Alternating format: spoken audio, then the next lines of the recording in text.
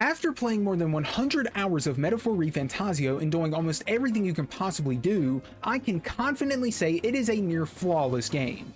The story is absolutely amazing, the gameplay is top tier, the music is banging, visual presentation is on point, and there's so much more I could talk about that this game does well. There's only a couple of issues that hold this game back from being 100% perfect to me, but even with those in mind, this is definitely my game of the year. Let's go ahead and segue into the story section of this video. I don't want to waste your time. Time marches on, and the age of a new king draws nearer. The story of this game is by far and away the best part about it. There are so many interesting discussions that you could have regarding it, whether it be the villains, themes, ending, characters, or just the narrative as a whole. And it's honestly the most immersed I've been with a game since I played like Lost Judgment or Metal Gear Solid 2, both of which being my favorite games of all time. The main villain in particular is actual peak. The story of Metaphor revolves around equality, and the way it tells it is very compelling. I'm not trying to make this an entire story synopsis or anything, so I'll try to keep this a little bit brief. In this world, the most prominent group in power is the Santifex Church, which have certain ideologies that would make it impossible for certain tribes, such as the Elder tribe of the Protagonist, to live peaceful and meaningful lives. After the king dies at the hand of Louis Guiabern, however, their influence is challenged. The king creates a battle for the throne where only the one chosen by the people will be crowned king. Influence and status mean nothing, and any tribe can become the next king. With this in mind, you and the allies you meet strive to create a world of peace and solace for all the tribes, and to do so, you go on a mission to save your best friend, the prince, who shares the same ideals as the protagonist. On the other hand is the aforementioned Louis, a cunning and dangerous man who strives for the throne, and you're in the prince's stead. Throughout the narrative, you will be doing everything you can to become more influential and break past the barriers your tribe places upon you, and the journey of striving for the throne is absolutely amazing. This story had so many good moments, and no joke, the best ending I've seen in a game in like 10 years or something. It gets me emotional just thinking about it, to be honest. It's like it was made just for me. I think this game is worth going through just for that ending alone, for real, y'all. Aside from the main narrative, the characters of the main party are all amazing for the most part. There's only one party member I'm not the biggest fan of, but they're not completely terrible or anything, they just could have had a bit of a more spotlight put onto them. And then beyond even the main party or main characters in general, the side characters are good too. There really isn't any single character I hate in this entire game, which is very impressive. Persona is my favorite series of all time, and even I can't say something like that about any of those games. The only negative I have about the story is that the pacing near the end is a little bit off. Everything escalates very fast and it's kind of jarring, and it feels like there was maybe meant to be another dungeon, but it was cut. The pacing is the only major gripe I have with it though, which makes my job a lot easier because I don't really have much more to say about the story. It's an amazing one about equality and the come up of an underdog versus what is maybe the most powerful group and individual ever. Like I said in my first impressions of the demo, this game had potential to be my favorite story from Atlus, and I'm happy to say they lived up to the potential. This probably tops Persona 4 for me now. Something else I said they had potential to make the best they've ever made was the gameplay aspect, and they certainly did that for me personally. Metaphor combines the best aspects of the Persona series and the Shin Megami Tensei series into one package, and it's a damn masterpiece. God, where do I even start without making this section too long, man? I mean, the SMT5 review was like 30 damn minutes because of the gameplay section. So let's just start with the archetype system, which is what makes the main combat loop so good. This system is what you're going to be using over and over again, so whether you enjoy this or not is going to be a make or break for your enjoyment of the game. I personally love it, and here's why. There are so many different lineages and classes of archetypes for you to experiment with that all do unique things, and you can equip any archetype onto any party member that you want. There's the Brawler, which uses health-based physical skills, the Healer, which, heals, the Seeker, which uses wind magic, the Warrior, which uses slash attacks, and so much more. There's bound to be an archetype which fits your specific playstyle, and the game incentivizes you to experiment with them greatly. For some battles and dungeons, you will absolutely need to vary your strategy at least a little bit, since, for example, some enemies get extra turns if you have a healer, but since you can basically do whatever the hell you want to, this makes it very fun. You're not forced to swap your party members themselves out if you don't want to, but you also can if you want to. Some party members work better for certain archetypes, which plays a role in experimenting what works best as well. I believe that overall, the archetype system is amazing and I love how it works, and I think most of them are balanced fairly well in terms of strength. But there are some that are just outright ass, dude, like straight fucking ass. I think something like Gunner has damn near no redeeming qualities, and the balance between physical and magic is horrible. Physical is so much better than magic, and it makes no sense, but I don't want to write an essay on that, so let's just carry on.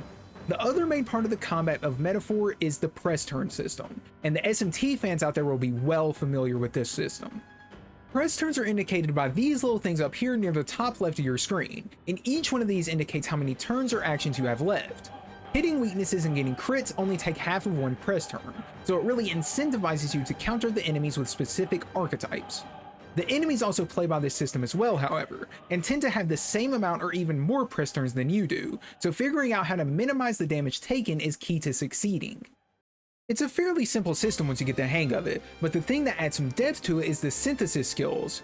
For the cost of anywhere from 2 to 4 press turn icons, you can do a combination attack with 2 of your party members to cast a skill more powerful than anyone can do individually. This adds another layer to the system since you need to weigh the risk-reward of spending extra press turns. Then on top of that, you've got the formation system, which influences your defense and attack. There's a lot to keep in mind, and if you misuse the press turns, then you're done. The turn-based combat isn't all there is though. There's also overworld combat, and this is a very simple system. If you're 3 levels or more above an enemy, you can instantly kill them in the overworld. If you're not, then you can ambush them to get a lead in battle. If the enemies hit you first, then they attack first. If you get ambushed, you lost, dude, like you're just screwed. Each archetype has a different attack animation, and while it isn't a deep system, I think it's a good baseline to grow off of. This section is already getting long as hell, so let me give some closing remarks. The combat in this game is absolutely amazing. It never got boring for me, and there's always something new to experiment with, which is vital for a game like this. If the combat system is bad, then the game is bad. It doesn't matter how good the story is.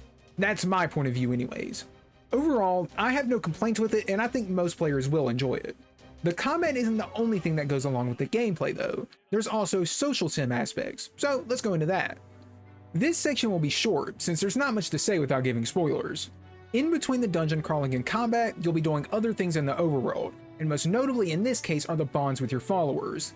This is taken from the Persona series with the time management, where you only have so much time to spend with your followers, so you want to maximize the amount of free time you have to become closer to them and gain their support in pursuit of the throne. The followers in this game are all pretty damn great, to be honest. You've got bonds with all of your party members and then several supporting characters. There aren't any I think are poorly written, which makes me very happy. It's consistently ranging from solid to peak in some cases, and the rewards you get for completing the bonds help you in several ways.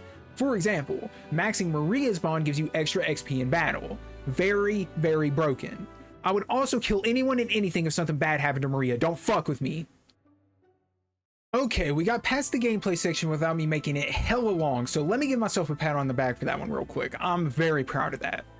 Aside from the story and gameplay, what blew me away the most was the art direction. In an industry where massive games keep trying to push for realism and absurdly high graphical fidelity for no reason, having a game that, you know, actually uses some creativity and style is nice. Atlus has always been the best in this regard, and Metaphor is no exception. In fact, in some ways I prefer it over their other games. Portraits and how dynamic they can be are the best they've ever done. The way the text boxes are is just pleasing and keeps my attention. The menus are just gorgeous. I mean, come on, look at what's on screen and tell me that's not saucy. Like, everything this game does looks amazing visually. Even though graphically or texture quality wise it isn't the greatest game ever, my rebuttal to that is who cares? Definitely not me. Art style and presentation over realism every single day of the week. The character designs are beautiful as well. I mean, you got characters like Vegeta and Catherine in this game, and God, man, they are fucking fine. Let's just put it that way. If I said any more, I'd get banned off YouTube. Y'all know how it is. Something else that looks amazing that won't get me banned off YouTube are the environments in cities. Every city is different from each other and has a different aesthetic and vibe, and they all look very cool. My favorite is probably the city of Altaberry, where it has the snow aesthetic, but all of them are great. I don't have much more to say for the visual presentation itself, because I mean, come on. If it isn't obvious enough how good it looks, then you're probably not going to be a fan of it no matter what I say. But for me, it's some of the best they've ever done. The final thing I will mention before going into the main negative I have of the game is the music, which is absolutely fucking amazing. I don't know why I've been seeing some people say they don't like the music in this game, but to me, that is cap. The battle themes and boss themes are fucking amazing. The normal overworld themes are good too. I really don't understand what people aren't liking about it. It might not be the same style as Persona or whatever, but that doesn't mean it's bad. No joke, the date I'm recording this video, I was just doing cardio, chilling out, doing a nice jog, and then bam, I started fucking sprinting so hard, my heart was about to bust out of my chest once one of the major boss themes came on. I don't know y'all, the music is goated, and I've been using it for most of, if not all of this review most likely. So if you've heard some bangers, they most likely came from this game's OST. Enough said from me on the music. Alright, it's time to talk about the things this game does a little bit poorly. This is still my game of the year despite these issues I'm going to talk about, but no game is perfect, so it's important to talk about these things so they can hopefully improve on it if they decide to make a sequel. The end game of Metaphor is low-key really underwhelming. Not story or narrative wise, but Jesus dude, they must have ran out of budget or something because they reuse assets over and over again. Once you hit the final deadline of the game, you do not see a single original enemy for the rest of the game until the final boss. And most of the dungeons are just recolored and reskinned versions of the places you've already been to. The Dragon Trials in particular force you to fight the exact same 3 enemies in a row. It got so fucking boring to go through the same enemies in the same dungeons for not even the best reward at the end of the day. Most of the dungeons don't even have good loot if it has loot at all, which is just like, why? They've gone strong throughout the whole game up to this point with the goated gameplay, and they just dropped the ball in the last quarter. The enemies are unoriginal, they're just annoying, the dungeons are repetitive, and worst of all, the grinding you have to do at the end is absolutely fucking ridiculous. I played on hard difficulty, so keep that in mind. But still, even with that in mind, I got to the end game at like level 55 or 60 or something like that, and the final boss is like level 85. Like, what? I get they want you to be under leveled for the climax, but dude, 30 fucking levels? Like, what? It's the longest deadline by far. There are some positives that come with that, like giving you the time to do bonds, requests, royal virtues, all that good jazz, but it just makes it feel like the pacing comes to a screeching halt, especially when the events that came before it were so fast-paced and amazing. Again, the story and whatnot is still perfectly fine and keeps up with the rest of the game. Actually, no, the story peaks at this point in the game and becomes my favorite Atlus game in that regard, but it's such a shame I dislike the gameplay during it as much as I do, because it's what you're gonna remember most. All I'm gonna remember of Metaphor's endgame is grinding my ass off to get enough levels to not get backshotted by the final boss, which is just sad. If you plan on playing this game on hard, once you get to the end game, I seriously recommend just putting the game on like normal or easy or something like that, so you don't have to grind and maybe sour the experience with the game. Like I said, I get they want you to be under leveled and make it hard, but god damn dude, there should be a limit. Like I said, 30 levels? Like what? Other than the end game though, I really don't have anything else negative to say, which means Time marches on, and the age of a new king draws nearer.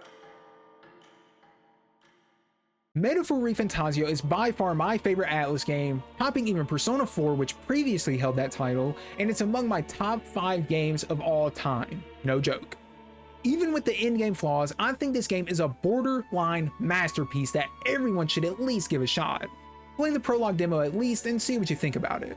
As for me, my final verdict on the game is a 9.5 out of 10. It could easily be a 10 if it weren't for the in-game issues. I haven't had as much fun on a game as I did with Metaphor and I don't even know how long.